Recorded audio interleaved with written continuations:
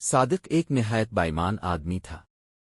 ہر صبح سورج نکلتے ہی وہ اپنے چھوٹے سے گھر سے نکل کر خاموش جنگل کی طرف عبادت کے لیے چلا جاتا۔ گھر پر اس کی بیوی سبیرہ پریشان رہتی۔ وہ روز اسے سمجھاتی، صادق ہمارے پاس کھانے کو کچھ نہیں، ہمیں رزق چاہیے، خدارا کام پر جاؤ۔ صادق نرمی سے مسکرا کر کہتا، کل سے ضرور جاؤں گا سبیرہ۔ اس کی پرسکون آواز سن کر سبیرہ خاموش تو ہو جاتی، مگر اس کے پیٹ کی خالی گہرائی اسے بے چین کیے رکھتی۔ مگر اگلی صبح صادق پھر جنگل میں عبادت کے لیے چلا جاتا۔ وہ عبادت میں ایسے مگن ہو جاتا کہ گھنٹے لمحوں کی طرح گزر جاتے اور اسے اپنا وعدہ یاد ہی نہ رہتا۔ شام کو جب وہ لوٹتا سبیرہ پوچھتی، آج کچھ کمایا؟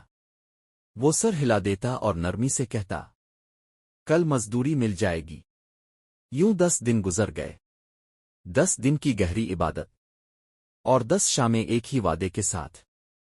صادق کے پاس دکھانے کو صرف اس کا یقین اور ایمان تھا۔ 10ویں رات جب وہ گھر کی طرف لوٹ رہا تھا تو ایک گہری شرمندگی اس پر طاری ہو گئی۔ اس نے سوچا، آج میں سبیرہ سے کیا کہوں گا؟ گھر میں کچھ نہیں اور میں نے کچھ کمایا بھی نہیں۔ مگر صادق کے گھر پر کچھ غیر معمولی ہو رہا تھا۔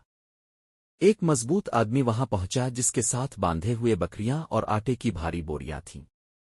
اس نے آ کر کہا، یہ سب صادق مزدور کے لیے ہے۔ سبیرہ حیران کھڑی تھی کہ اتنے میں دوسرا آدمی آیا، ہاتھ میں سکوں اور نوٹوں سے بھرا بھاری تھیلا تھا۔ 30,000 روپے تمہارے شوہر کی مزدوری۔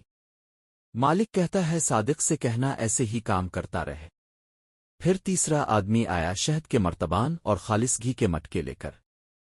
سبیرہ ان سب نعمتوں کے درمیان کھڑی تھی اور اس کی آنکھوں میں شکر کے آنسو بہنے لگے۔ جب صادق گھر پہنچا سبیرہ نے سب بتا دیا۔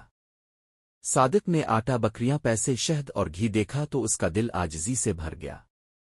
اسے سمجھ آ گئی کہ اس کے رب رزاق نے کیسے اس کی دیکھ بھال کی ہے۔ اس دن کے بعد صادق پہلے سے بھی زیادہ اخلاص کے ساتھ عبادت کرنے لگا، کیونکہ وہ جان چکا تھا، سچا ایمان اور خالص عبادت کبھی بے اجر نہیں رہتے۔